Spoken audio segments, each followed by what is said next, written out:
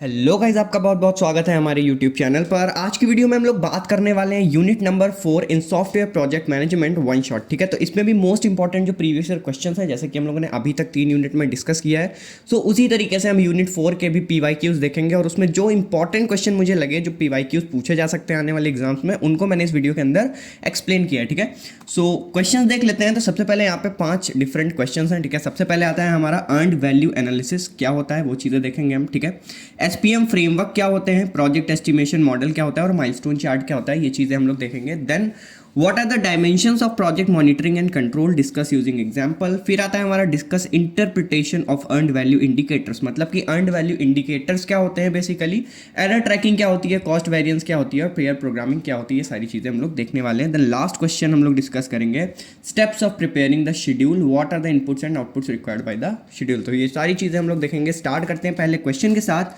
जो कि है हमारा earned value analysis. What do you understand by earned value analysis? So earned value analysis EVA is a project management technique used to assess project performance and progress in a systematic manner.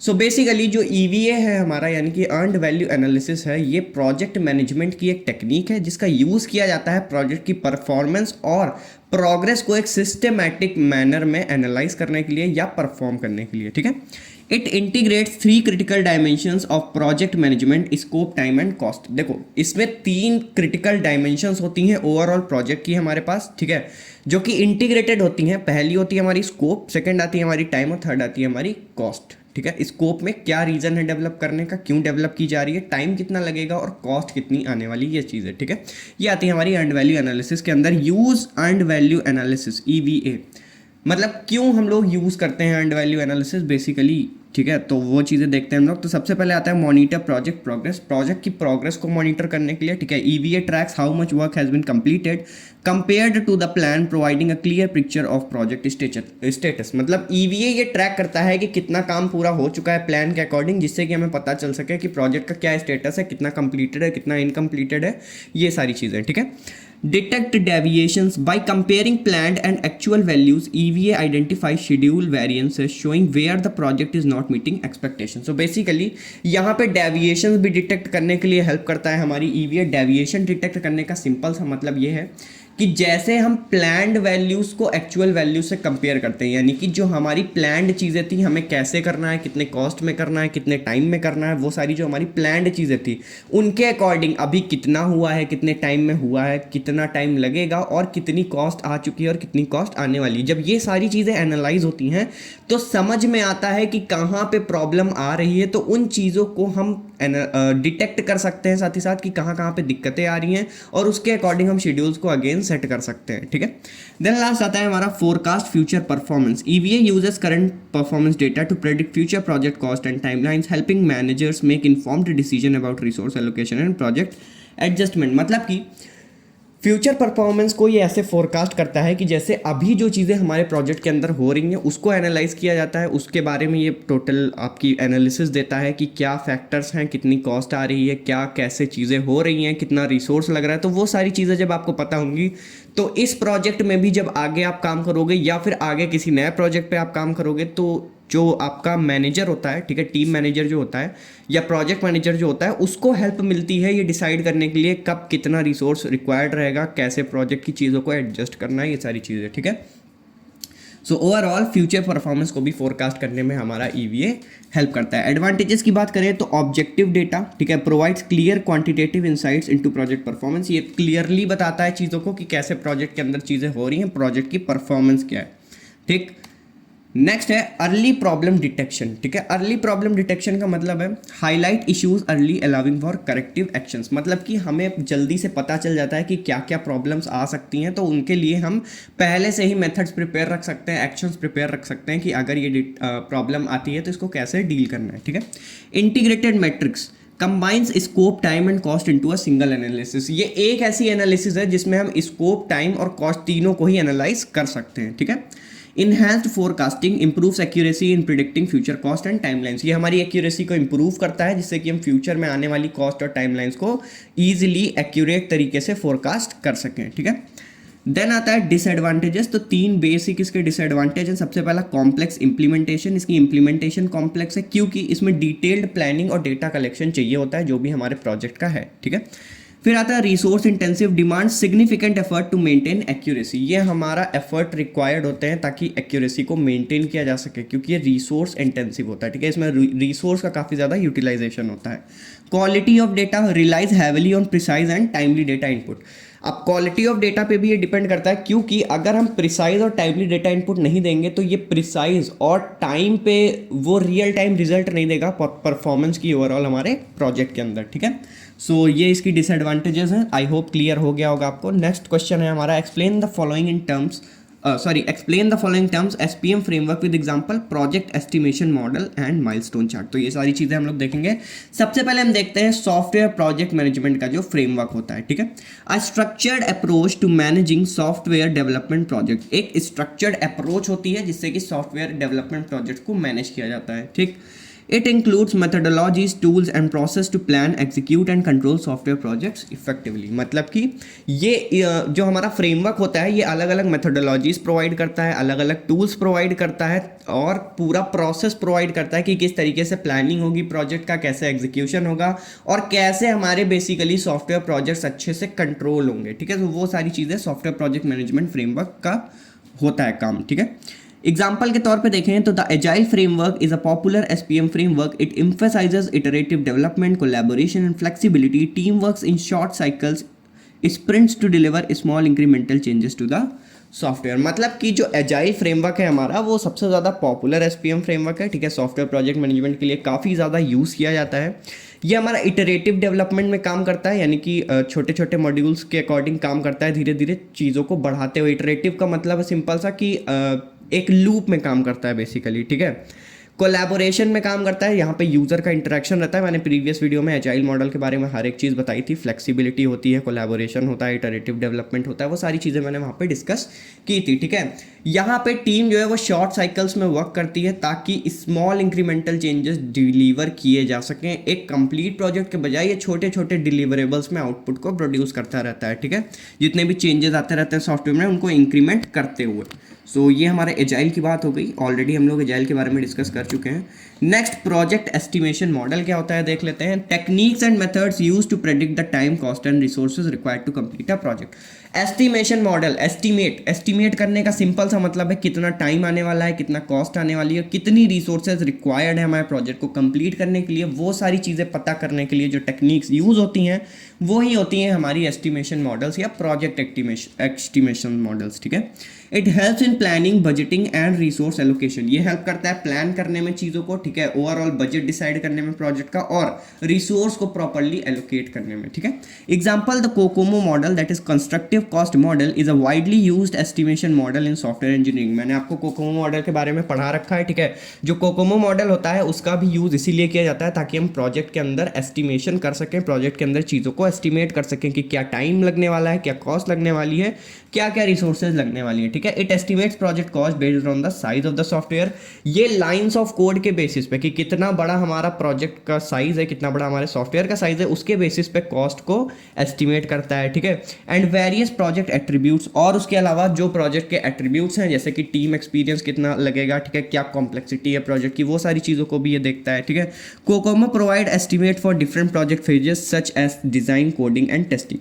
ये हर एक phase के लिए, ठीक है, अब multiple phases में हमारा प्रोजेक्ट काम करता है, ठीक है। तो ये हर एक फेज के लिए क्या करता है, प्रॉपर आपको एस्टिमेशन निकाल के देता है कि एक फेज को कंप्लीट करने में कितना टाइम लगेगा, ठीक है, कितना उसमें आपको कॉस्ट आने वाली है और कितनी रिसोर्सेज रिक्वायर्ड होंगी, ठीक है।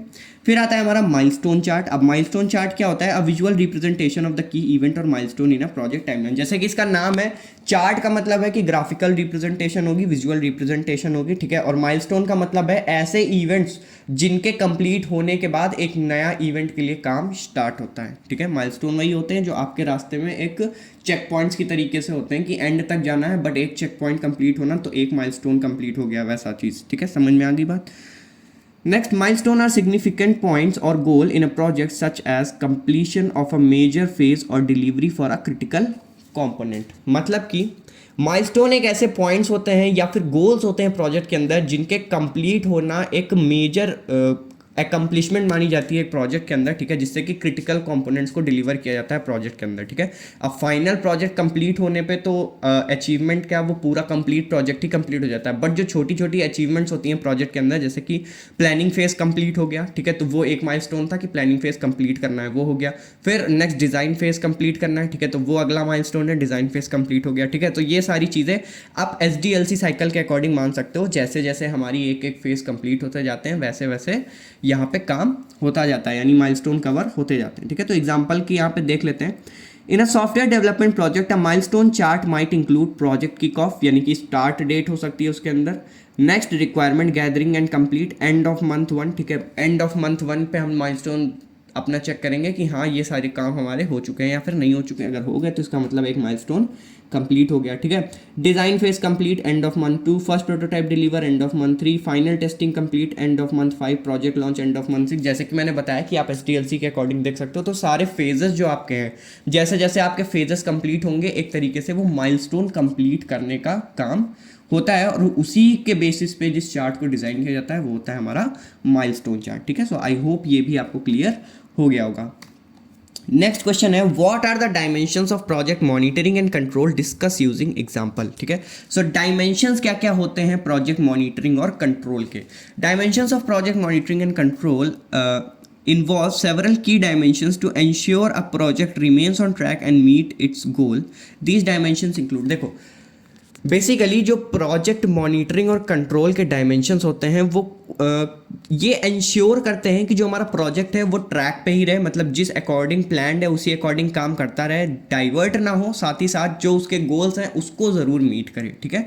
तो यही होता है ओवरऑल प्रोजेक्ट को मॉनिटर करना या उसको कंट्रोल करना, ठीक है। अब डायमेंशंस कौन कौन से हैं इसमें, scope management, time management, cost management, quality management, risk management, communication management, resource management, ठीक है। तो 7 डिफरेंट डायमेंशंस यहाँ पे लिखी हुई हैं, तो सबके बारे में बात कर लेते हैं। सबसे पहले स्कोप मैनेजमेंट की बात की जाए, ensuring the project includes all the work required and only the work required to complete the project successfully. मतलब कि यहाँ पे स्कोप मैनेजमेंट हमारा क्या बताता है कि प्रोजेक्ट के अंदर जितना भी काम रिक्वायर्ड है, हमें जो भी चीज़ें करनी है, ठीक है, and only the work required, यानी ओवरऑल कितना वर्क उसमें रिक्वायर्ड है एक प्रोजेक्ट को कंप्लीट करने के लिए सक्सेसफुली, वो चीज़ें स्कोप मैनेजमेंट के अंदर आती हैं, ठीक है।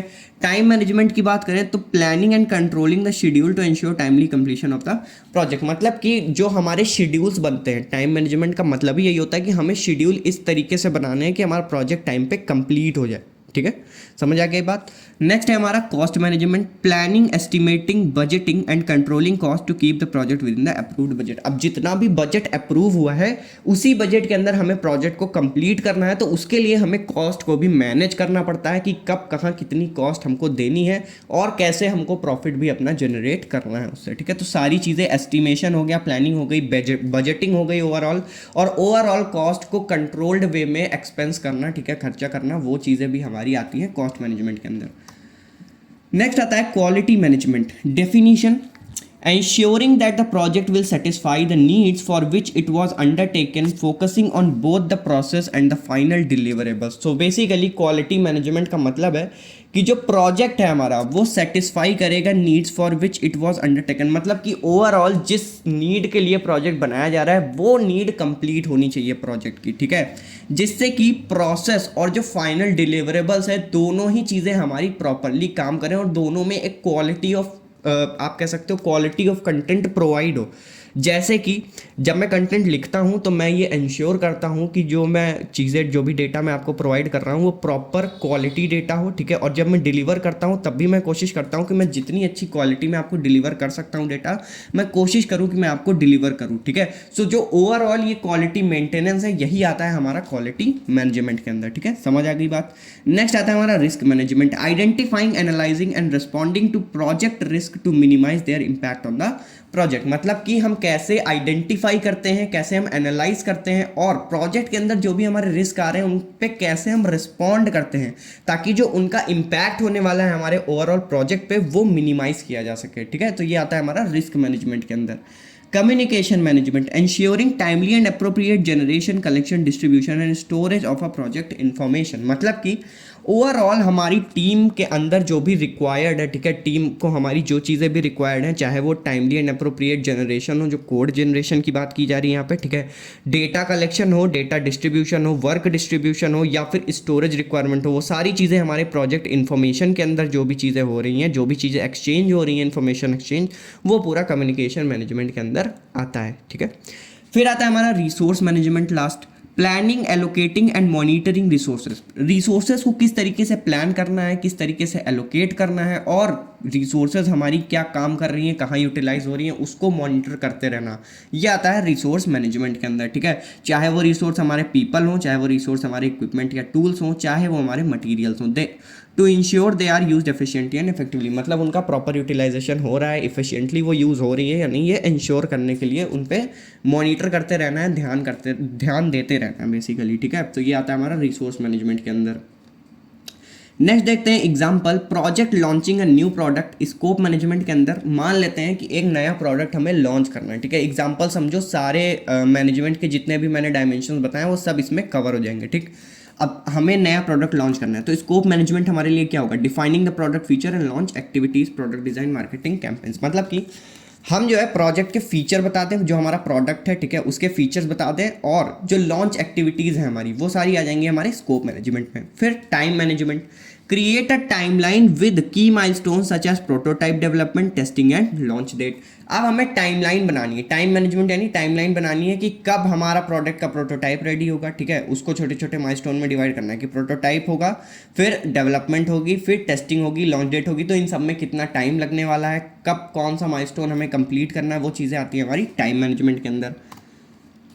नेक्स्ट बात करेंगे कॉस्ट मैनेजमेंट की, budget for development, marketing and distribution cost. मतलब कि ओवरऑल क्या बजट आने वाला है हमारा डेवलप करने में प्रोडक्ट को, उसकी मार्केटिंग करने में और उसको डिस्ट्रीब्यूट करने में, ठीक है। Monitor expenses to stay within the budget, हमें ओवरऑल एक्सपेंसेस को भी मॉनिटर करके चलना होगा ताकि हम ओवरऑल बजट के अंदर ही काम करें, ठीक है, बजट से बाहर चीज़ें ना जाएं। फिर आता है हमारा क्वालिटी मैनेजमेंट। अब प्रोडक्ट के अंदर क्वालिटी मैनेजमेंट क्या, set product quality standard, conduct test to ensure product meet this standards before launch. मतलब कि हमें क्या करना है, क्वालिटी स्टैंडर्ड्स देखने, कुछ कभी भी कोई भी प्रोडक्ट मार्केट के अंदर जब लॉन्च होता है तो वो एक क्वालिटी टेस्ट से गुजरता है, ठीक है। चाहे वो आपकी ऑटोमोबाइल सेक्टर में आप किसी कार को लेने जाओ, चाहे आप किसी छोटे से मोबाइल फ़ोन को लेने जाओ, ठीक है, सबके अंदर क्वालिटी स्टैंडर्ड्स होते हैं, सबको क्वालिटी चेक्स के थ्रू पास करवाया जाता है, ठीक है। जब क्वालिटी टेस्ट पास होते हैं उसके बाद ही उस प्रोडक्ट को मार्केट में उतारा जाता है ताकि किसी भी तरह का रिस्क ना हो यूज़र के लिए, ठीक। उसके बाद आता है हमारा risk management, identify risk like supplier delays, develop contingency plans. अब रिस्क मैनेजमेंट कैसे, हमें पहले से ही आइडेंटिफाई करके चलना होगा कि क्या क्या रिस्क आ सकते हैं हमारे प्रोडक्ट के अंदर, ठीक है। जैसे कि जब हमको डिलीवरी करनी है तो उस केस में सप्लायर से डिलीवरी डिलेज हो सकते हैं, प्लस जब हमको रिसोर्सेज चाहिए होंगे, ठीक है, तो उस केस में भी सप्लायर से डिले हो सकते हैं, जिस वजह से हमारा ओवरऑल एक्स्ट्रा टाइम जा सकता है, ठीक है। डेवलप कंटिजेंसी प्लान, कि किस तरीके से अब उन डिलेज को हैंडल करना है, किस तरीके से चीज़ों को मैनेज करना है, वो सब आता है हमारा रिस्क मैनेजमेंट के अंदर, ठीक है। Communication management, hold regular team meetings, update stakeholders through reports and emails. मतलब कि अब प्रोडक्ट के बारे में हमें रेगुलरली टीम मीटिंग्स करानी पड़ेंगी, स्टेक होल्डर्स को अपडेट रखना पड़ेगा कि क्या प्रोडक्ट है, कैसे मार्केट में काम हो रहा है और किस तरीके से हमारा प्रोडक्ट परफॉर्म कर रहा है मार्केट के अंदर, ठीक है। इन सारी चीज़ों की रिपोर्ट्स और ईमेल्स प्रिपेयर की जाती हैं, ठीक है, जो कि टीम मीटिंग्स में ही शो कम्युनिकेशन के थ्रू ट्रांसफ़र की जाती हैं, एक दूसरे को समझाया जाता है और ओवरऑल जो टीम्स होती हैं उनको ये चीज़ें स्पेसिफाई की जाती हैं बेसिकली, ठीक है। फिर आता है हमारा resource management, allocate team members to different task, ensure the equipment and materials are available when needed. मतलब कि जो टीम मेंबर्स हैं हमारे, उनको अलग अलग टास्क दिया जाएगा और अलग अलग इक्विपमेंट्स प्रोवाइड किए जाते हैं, रिसोर्सेज एलोकेट की जाती हैं ताकि वो उनकी जब भी उनको ज़रूरत हो उन रिसोर्सेज की, वो उन रिसोर्सेज का यूज़ करके और प्रॉपरली प्रोजेक्ट के अंदर यूटिलाइज कर सके, ठीक है। तो ये सारी बात हो गई हमारे डायमेंशंस की। नेक्स्ट क्वेश्चन है हमारा, discuss interpretation of earned value indicators, write short note on error tracking, cost variance and pair programming, ठीक है। तो ये सारी चीज़ें हम लोग देखेंगे। So let's start with this question of earned value indicator. So basically इसमें हम लोग क्या बात करेंगे, earned value EV represent the value of work actually perform. देखो अर्नड वैल्यू क्या बताता है कि जितना काम हमारा एक्चुअली किया जा चुका है प्रोजेक्ट के अंदर, ठीक है। It is a measure of project progress, project कितना प्रोग्रेस किया है उसकी मेजर होती है अर्नड वैल्यू, ठीक। नेक्स्ट है हमारा प्लान्ड वैल्यू पीवी। ये क्या होता है? Represent the value of work planned to be done by a certain date. ये बताता है कि कितना वर्क हमारा बेसिकली प्लान किया गया था किसी एक पर्टिकुलर डेट तक कंप्लीट होने के लिए। ठीक है, कितना वर्क प्लान्ड था वो बताता है प्लान्ड वैल्यू, कितना वर्क हो चुका है वो बताता है अर्नड वैल्यू। ठीक है, देन आता है हमारा actual cost. Represent the actual cost incurred for the work performed by a certain date. ये बताता है कि जितनी हमारी कॉस्ट लग चुकी है, ठीक है, सॉरी, जितनी हमारी कॉस्ट लगनी है ओवरऑल प्रोजेक्ट के अंदर, वो होती है हमारी एक्चुअल कॉस्ट। नेक्स्ट आता है हमारा कॉस्ट वेरिएंस। कॉस्ट वेरिएंस क्या बताता है? Positive CV indicates the project is under budget, negative CV indicates the project is over budget. देखो, सीवी का एक सिंपल सा फॉर्मूला होता है। सीवी क्या होता है? डिफरेंस होता है एक्चुअल कॉस्ट और अर्नड वैल्यू का। ठीक है, इस डिफरेंस को परफॉर्म करने पे, इस फॉर्मूला को अप्लाई करने पे, अगर हमारी पॉजिटिव सीवी आ रही, मतलब सीवी की वैल्यू अगर पॉजिटिव आ रही है, तो इसका मतलब है कि प्रोजेक्ट जो है हमारा वो अंडर बजट है। मतलब जितना पैसा हम लोगों ने प्लान किया था कि खर्चा होगा, उतना पैसा खर्चा नहीं हुआ है, अभी पैसा बचा हुआ है। ठीक है, नेगेटिव सीवी का मतलब है कि प्रोजेक्ट ओवर बजट हो चुका है, यानी कि जितना प्लान्ड एक्सपेंस था उससे ज़्यादा एक्सपेंस हो चुका है। ठीक है, नेक्स्ट आता है हमारा शेड्यूल वेरिएंस। शेड्यूल वेरिएंस क्या होता है?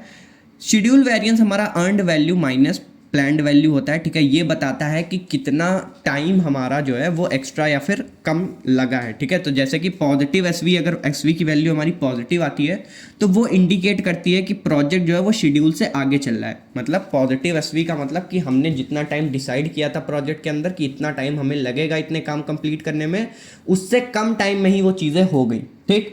नेगेटिव सीवी का मतलब कि प्रोजेक्ट हमारा बिहाइंड शेड्यूल चल रहा है, मतलब जितना हमने प्लान किया था जितने टाइम में, उससे ज़्यादा टाइम लग रहा है और अभी चीज़ें कंप्लीट नहीं हो पा रही हैं। ठीक है, तो वो आता है हमारा नेगेटिव एसवी के अंदर। शेड्यूल्ड वेरिएंस और कॉस्ट वेरिएंस में ये डिफरेंस होता है। 2 नंबर के अंदर भी ये क्वेश्चन आपसे पूछा जा सकता है एग्जाम में। प्लस इस क्वेश्चन पे 99% चांसेस है कि एक न्यूमेरिकल आएगा। न्यूमेरिकल के लिए आप लोग परेशान मत होना, न्यूमेरिकल मैं करा दूंगा आपको। ठीक है, एग्जाम के एक दिन पहले न्यूमेरिकल की वीडियो आपको मिल जाएगी। ठीक है, कॉस्ट परफॉर्मेंस इंडेक्स सीपीआई और शेड्यूल परफॉर्मेंस इंडेक्स एसपीआई, इन दोनों चीज़ों के बारे में हम लोग डिटेल में डिस्कस कर चुके हैं, जब मैंने यूनिट 1 या शायद यूनिट 2 में पढ़ाया हुआ है। ठीक है, सो सीपीआई क्या होता है? EV/AC रेशियो होता है ये अर्नड वैल्यू और एक्चुअल कॉस्ट का। और शेड्यूल परफॉर्मेंस इंडेक्स क्या होता है? रेशियो होता है अर्नड वैल्यू और प्लान्ड वैल्यू का। ठीक है, कॉस्ट परफॉर्मेंस इंडेक्स बताता है हमारा कि क्या परफॉर्मेंस है कॉस्ट के बेसिस पे हमारे प्रोजेक्ट की, और शेड्यूल परफॉर्मेंस बताता है टाइम के बेसिस पे क्या परफॉर्मेंस है हमारे प्रोजेक्ट की। ठीक है, error tracking is used to identify, recording and managing errors or defect in a project to ensure they are resolved effectively। मतलब error tracking का सिंपल सा मतलब है कि जितनी भी errors हमारे प्रोजेक्ट के अंदर आ रही हैं, ठीक है, उनको ट्रैक करना, उनको रिकॉर्ड करना, ठीक है, और उनको मैनेज करना बेसिकली प्रोजेक्ट के अंदर। ठीक है, ताकि हमारा प्रोजेक्ट प्रॉपरली काम करता रहे और जो एरर्स आ रही हैं वो भी रिजॉल्व होती जाए इफेक्टिवली। ठीक है, तो ये काम एरर ट्रैकिंग का होता है। इंपॉर्टेंस की बात करें तो helps maintain product quality bye identifying issues early. अब अगर हमें पता चल जाएगा कि क्या क्या एरर्स आ सकती हैं हमारे प्रोजेक्ट में या हमारे प्रोडक्ट के अंदर, तो हम उसको पहले से आइडेंटिफाई कर सकते हैं, जिससे कि उससे रिलेटेड जो इश्यूज आने वाले हैं वो नहीं आएंगे या फिर बहुत लीस्ट आएंगे। तो उस केस में हमारे प्रोडक्ट की ओवरऑल क्वालिटी इंप्रूव हो जाएगी। ठीक है, फिर आता है हमारा provides data for analysing trends and improving process. ये हमें डेटा प्रोवाइड करता है ताकि हम ट्रेंड्स को एनालाइज कर सकें और अपने प्रोसेस को भी इम्प्रूव कर सकें। Ensures accountability and facilitates communication among team members. ये अकाउंटेबिलिटी इंश्योर करता है हमारे प्रोजेक्ट के अंदर, और जो हमारे टीममेट्स हैं, जो हमारे टीम मेंबर हैं, जो प्रोजेक्ट पे काम कर रहे हैं, उनके बीच में कम्युनिकेशन को भी फैसिलिटेट करने में हेल्प करता है। ठीक है, एग्जांपल की बात करें तो using an error tracking tool like JIRA where developers log software bugs, assign them to team members and track their resolution status. मतलब कि जो हमारा JIRA एरर ट्रैकिंग टूल है, ठीक है, उसका अगर हम एग्जांपल लेते हैं तो उसका यूज़ करके डेवलपर्स क्या करते हैं, सॉफ्टवेयर के जितने भी बग्स हैं उनको लॉक करते हैं। ठीक है, मतलब उनको डिटेल्ड तरीके से निकालते हैं, ठीक है, बग्स को। देन उनको टीम मेंबर्स को असाइन करते हैं कि किस टीम मेंबर को कौन से बग पे काम करना है, किसको फिक्स करना है। ठीक है, तो फिर क्या होता है, फिर उसकी ट्रैकिंग होती है और उसको रिजॉल्व किया जाता है। ठीक है, तो ये सारी चीज़ें हो गई हमारी एरर ट्रैकिंग की। नेक्स्ट आता है हमारा कॉस्ट वेरिएंस। डिटेल में देख लेते हैं कि क्या होता है cost variance. Cost variance is a key earned value indicator that measures the difference between the earned value and the actual cost. ऐसी वही चीज़ है, फॉर्मूला जो था वही चीज़ यहाँ पे लिख दी गई है। कॉस्ट वैल्यू क्या होता है? अर्नड वैल्यू का इंडिकेटर होता है। ठीक है, इंडिकेटर ऑफ अर्नड वैल्यू में ये चीज़ें हम लोग पढ़ रहे हैं। अर्नड वैल्यू का इंडिकेटर होता है कॉस्ट वेरिएंस। ठीक है, क्या बताता है कि क्या डिफरेंस है हमारा अर्नड वैल्यू और एक्चुअल कॉस्ट में, ठीक है। इंटरप्रिटेशन की बात करें तो मैं बता चुका हूँ पॉजिटिव सीवी और नेगेटिव सीवी। पॉजिटिव सीवी का मतलब होता है कि हमारा अभी अंडर बजट है प्रोजेक्ट, ठीक है। कॉस्ट ऑफ द वर्क मतलब जो ओवरऑल कॉस्ट आई है हमारी वर्क की वो कम है एज एक्सपेक्टेड, ठीक है। इज लेस देन एक्सपेक्टेड मतलब कि meaning the cost of the work performed is less than expected मतलब कि जितना हमने बजट डिसाइड किया था उससे कम पैसे में काम हमारा हो चुका है। नेगेटिव सीवी का मतलब है कि प्रोजेक्ट ओवर बजट जा चुका है, मतलब जितना पैसा डिसाइड किया गया था उससे ज़्यादा एक्सपेंस हो चुका है, ठीक है। तो वही चीज़ें हैं, बार बार बताने का कोई मतलब नहीं है। एग्जाम्पल की बात करें, if a project EV is $50,000 and it's AC is $45,000, the CV is $5,000, indicating the project is under budget. मतलब कि अगर मान लेते हैं अर्नड वैल्यू क्या थी $50,000, हमने सोचा था कि $50,000 में हमारा पूरा प्रोजेक्ट बनेगा, ठीक है। सॉरी, $50,000 में हमारा प्रोजेक्ट जो है वो अभी जितना काम उसके अंदर हो चुका है, ठीक है, वो सारी चीज़ें हैं, ठीक है। एंड इट्स AC इज़ $45,000 मतलब AC कितना है $45,000 मतलब खर्चा कितना है एक्चुअल कॉस्ट अभी तक की $45,000, ठीक है। The CV is $5,000। अब इन दोनों का अगर आप वो लोगे डिफरेंस तो कितना वैल्यू आएगी आपके पास $5,000 जो कि पॉजिटिव CV है, ठीक है। अब पॉजिटिव CV का मतलब ये है कि प्रोजेक्ट अंडर बजट है, मतलब प्रोजेक्ट का डिसाइडेड बजट 50,000 था, 45,000 में काम हो गया, ठीक है। समझ में आ गया होगा एग्जाम्पल, इतना डिटेल में जाने की जरूरत नहीं है। नेक्स्ट बात करते हैं पेयर प्रोग्रामिंग की। पेयर प्रोग्रामिंग भी काफ़ी ज़्यादा ईजी कॉन्सेप्ट है। Pair programming is an agile software development technique where 2 programmers work together at 1 work station, ठीक है। जो हमारी वो होती है एक्सट्रीम प्रोग्रामिंग जो होती है वो भी हमारी एक तरीके से पेयर प्रोग्रामिंग का ही यूटिलाइजेशन करती है, ठीक है। याद रखना एक्सट्रीम प्रोग्रामिंग पे अगर 2 नंबर में क्वेश्चन आता है तो ये चीज़ आप लिख देना कि इट यूजेस पेयर प्रोग्रामिंग, और पेयर प्रोग्रामिंग के बारे में तो मैं आपको अभी बता ही दूंगा। Pair programming agile software development technique है, ठीक है। एजाइल सॉफ्टवेयर के अंदर जब भी हम चीज़ों को डेवलप करते हैं तो वहाँ पे पेयर प्रोग्रामिंग का यूटिलाइजेशन किया जाता है। यहाँ पे 2 प्रोग्रामर्स एक साथ काम करते हैं एक वर्क स्टेशन के अंदर, ठीक है। One writes the code that is driver while other reviews each line of code as it is written the observer और नेविगेटर। देखो एक प्रोग्रामर का काम क्या होता है, कोड को लिखना, जो जिसको हम ड्राइवर बोलते हैं, ठीक है, वो कोड को लिखता है। और जो दूसरा प्रोग्रामर होता है वो हर एक लाइन ऑफ कोड को रिव्यू करता है जैसे कि वो लिखी हुई है उसी तरीके से एज इट इज, ठीक है। और उसको हम क्या बोलते हैं, ऑब्जर्वर या फिर नेविगेटर। बेनिफिट्स की बात करें, improves code quality through continuous reviews. ये ओवरऑल कोड क्वालिटी को इंप्रूव करता है कंटिन्यूअसली रिव्यू करते हुए, ठीक है। Enhances team collaboration and knowledge sharing. Team collaboration बढ़ाता है, नॉलेज की शेयरिंग बढ़ाता है। Reduces the likelihood of defect and errors. Overall defect होने के और एरर होने के चांसेस को काफ़ी ज़्यादा रिड्यूस करता है। क्यों कर रहा है, क्योंकि पेयर प्रोग्रामिंग है, 2 प्रोग्रामर है, एक लिख रहा है और एक उसको रिजॉल्व करते हुए जा रहा है, रिव्यू करते हुए जा रहा है। अगर यहीं पे पेयर प्रोग्रामिंग ना होती, एक सिंगल प्रोग्रामर होता, तो उस केस में क्या होता, कोड में अगर गलतियां होती तो वो ऑब्जर्वर के ना होने की वजह से वो गलतियां आगे पास ऑन हो जाती फर्दर प्रोसेसेस में, ठीक है। इस वजह से ये सारे बेनिफिट्स हैं हमारे पेयर प्रोग्रामिंग के। एग्जांपल की बात करें तो in a software development team 2 developers work on the same piece of code together taking turns in writing and reviewing. मतलब कि सॉफ्टवेयर डेवलपमेंट टीम के अंदर हमारे 2 डेवलपर जो हैं वो सेम पीस ऑफ कोड पे काम कर रहे हैं, ठीक है, जिसमें कि उनकी टर्न आ रही है। मतलब एक टाइम पे एक बंदा प्रोग्रामिंग कर रहा है और दूसरा रिव्यू कर रहा है बैठ के, फिर थोड़ी देर बाद वो अलग, मतलब दोनों एक दूसरे की पोजीशंस को स्वैप कर रहे हैं। फिर जो सेकंड वाला पर्सन है वो प्रोग्रामिंग कर रहा है और फर्स्ट वाला पर्सन क्या कर रहा है, रिव्यू कर रहा है। तो इसी तरीके से टर्न वाइज यहाँ पे राइटिंग एंड रिव्यूइंग होती रहती है, ठीक है। तो ये आप एज एन एग्जाम्पल देख सकते हो पेयर प्रोग्रामिंग के अंदर।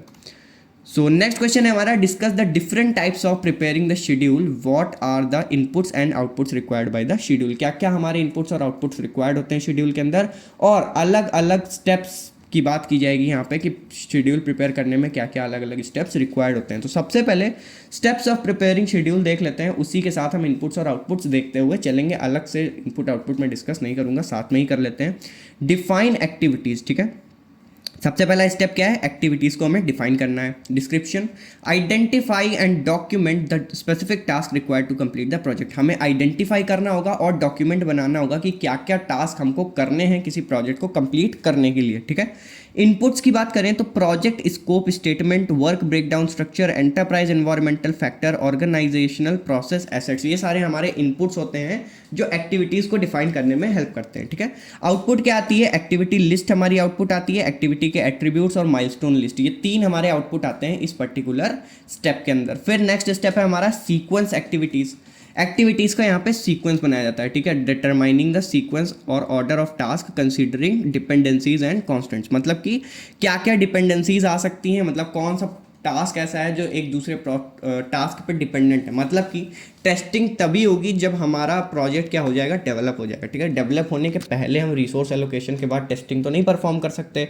सो वही चीज़ है, यहाँ पे टेस्टिंग हमारी डिपेंडेंट है कंप्लीशन पे, ठीक है। एक बार प्रोजेक्ट कंप्लीट हो गया उसके बाद ही टेस्टिंग होगी उस पर। तो अब क्या है, जब वो इस पे डिपेंडेंट है तो टास्क का जब ऑर्डर लगाएंगे तो इसी अकॉर्डिंग ऑर्डर में करेंगे कि कोई टास्क एक दूसरे पे डिपेंडेंट है, जो टास्क दूसरे पे डिपेंडेंट है वो पहले वाले के कंप्लीट होने के बाद ही करो, ठीक है। टेस्टिंग को हम पहले नहीं कर सकते, ठीक है। भले उसमें रिसोर्स कम रिक्वायर्ड हो, बट स्टिल जब तक प्रोजेक्ट कंप्लीट नहीं होगा टेस्टिंग हम नहीं करा सकते, ठीक है। तो उस अकॉर्डिंग ऑर्डर को अरेंज किया जाता है, टास्क को अरेंज किया जाता है, ठीक है। तो ये हमारा सीक्वेंस एक्टिविटीज में आता है। इनपुट्स यहाँ पे क्या क्या होते हैं, एक्टिविटी लिस्ट। अब जो प्रीवियस वाले के आउटपुट है ना, वो यहाँ पे एज एन इनपुट रिक्वायर्ड है। एक्टिविटी लिस्ट की जरूरत पड़ेगी, एक्टिविटी एट्रीब्यूट्स की जरूरत पड़ेगी, माइलस्टोन लिस्ट चाहिए होंगे, प्रोजेक्ट स्कोप स्टेटमेंट चाहिए होगा। ये सारे इनपुट्स जब यहाँ पे आएंगे तभी हम सीक्वेंस को अरेंज कर पाएंगे, ठीक है। आउटपुट क्या आएगा, project schedule network diagrams. Project schedule network diagram यानी किस बेसिस पे हमारे प्रोजेक्ट बेसिकली बनने वाले हैं, किस बेसिस पे हमारे प्रोजेक्ट्स ऑर्डर में अरेंज होने वाले, ठीक है। Updated activity list and attribute, और एक्टिविटी लिस्ट को कैसे क्या क्या और चीज़ें ऐड की जा सकती हैं, कैसे चीज़ों को अपडेट करना है, कौन सी एक्टिविटी कब परफॉर्म करानी है, एट्रीब्यूट्स कब कहाँ कितने यूज़ करने हैं, वो सारी चीज़ें हमारे एज एन आउटपुट आती है इसके अंदर, ठीक है। फिर नेक्स्ट है हमारा एस्टिमेट एक्टिविटी ड्यूरेशंस। एक्टिविटी के ड्यूरेशंस को एस्टिमेट करना है, ठीक है। Assess the amount of time each task will take to complete. यहाँ पे हर एक टास्क को, अब वहाँ पे एक्टिविटी के सीक्वेंस हो गया, अब हर एक एक्टिविटी कितना टाइम लेने वाली है वो यहाँ पे एस्टिमेट किया जाएगा, ठीक। इनपुट क्या होगा, activity list, activity attribute, resource requirement, resource calendar, project scope statement, enterprise environmental factor, ये सारे भी आप लिख सकते हो। प्लस जो आपके प्रीवियस 2 स्टेप के आउटपुट्स हैं उनको भी आप मेंशन कर सकते हो एक साथ, ठीक है। नेक्स्ट आता है हमारा आउटपुट। इसमें क्या क्या आएगा, एक्टिविटी ड्यूरेशन एस्टिमेट आएंगे और बेसिस ऑफ एस्टिमेट्स आएंगे। मतलब टोटल हमें एस्टिमेशन मिल जाएगा कि कितने टाइम में हमारा जो प्रोजेक्ट के टास्क हैं वो कंप्लीट करने हैं या कंप्लीट हो जाएंगे, ठीक है। फिर आता है हमारा डेवलप शेड्यूल। अब एक बार हमें पता चल गया कि कितना टाइम लेगा एक टास्क, फिर हमें शेड्यूल बनाना है कि कब कौन सा शेड्यूल कब कौन सा टास्क करना है, ठीक है। Create a project schedule by combining activity sequence duration resource requirement and constants. अब जितनी भी चीज़ें हमने कैलकुलेट की उन सबको कंबाइन करके उसके बेसिस पे हमें एक शेड्यूल डेवलप करना है, ठीक। इनपुट्स यहाँ क्या क्या लगेंगे, एक्टिविटी लिस्ट लगेगी, एक्टिविटी एट्रीब्यूट्स लगेंगे, प्रोजेक्ट शेड्यूल नेटवर्क डायग्राम जो हमने बनाया वो लगेंगे, रिसोर्सेज रिक्वायरमेंट्स जितनी भी हैं वो लगेंगी, कैलेंडर्स लगेंगे रिसोर्स के कि कब कौन सी रिसोर्स हमें देनी है, एक्टिविटी ड्यूरेशन एस्टिमेट्स जो भी हमने निकाले अभी प्रीवियस स्टेप में, scope statement, enterprise environment factors, organizational process, ये सारे हमारे इनपुट्स में आ जाते हैं। इसमें से कुछ इनपुट आप मेंशन कर देना एग्जाम में, ठीक है, सारे नहीं याद रहते हैं तभी भी। तो ये सारे इनपुट्स हो गए हमारे। फिर नेक्स्ट आता है हमारा आउटपुट।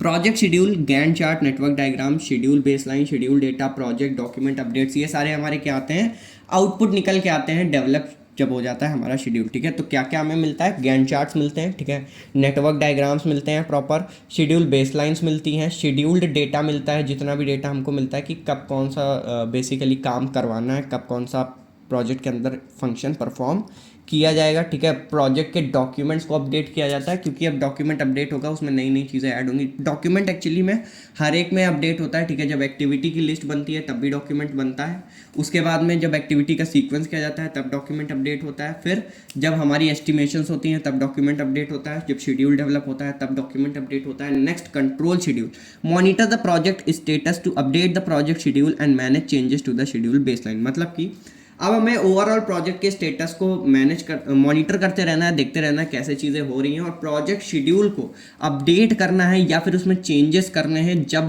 रिक्वायरमेंट होगी, ठीक है। इनपुट्स की बात करें तो project schedule, schedule baseline, work performance data, project calendar, schedule data, organisational process sets, ये सारे हमारे इनपुट्स आ जाते हैं कंट्रोल शेड्यूल के अंदर, ठीक है। आउटपुट्स में आता है यहाँ पे work performance information, schedule forecast, change request, project management, plan updates, project document updates. मतलब जो भी अपडेट्स हैं, जो भी चेंजेस हैं वो सारे आउटपुट में आ गए। जो भी हमने शेड्यूल्स बनाए हैं, एक्टिविटी ड्यूरेशन सेट की है, एस्टिमेशन सेट की है, वो सारे हमारे इनपुट्स के अंदर आ गए, ठीक है। सो ये पूरी बात हो गई हमारे कंट्रोल शेड्यूल की। सो इसमें इतने ही हमारे अलग अलग स्टेप्स हैं सो आई होप आपको क्लियर हो गया होगा शेड्यूलिंग स्टेप्स के बारे में भी। Then next okay, so video यहाँ पे ख़त्म होती है एंड नेक्स्ट वीडियो में हम लोग बात करेंगे यूनिट नंबर 5 की। सो आई होप चीज़ें आपको क्लियर हो गई होंगी एंड डिस्क्रिप्शन बॉक्स में आपको प्लेलिस्ट का लिंक मिल जाएगा। न्यूमेरिकल की वीडियो मैं वहीं पे अपडेट कर दूंगा एग्जाम के एक दिन पहले, तो परेशान होने की ज़रूरत नहीं है। Thank you so much for watching the video, all the very best for the exams.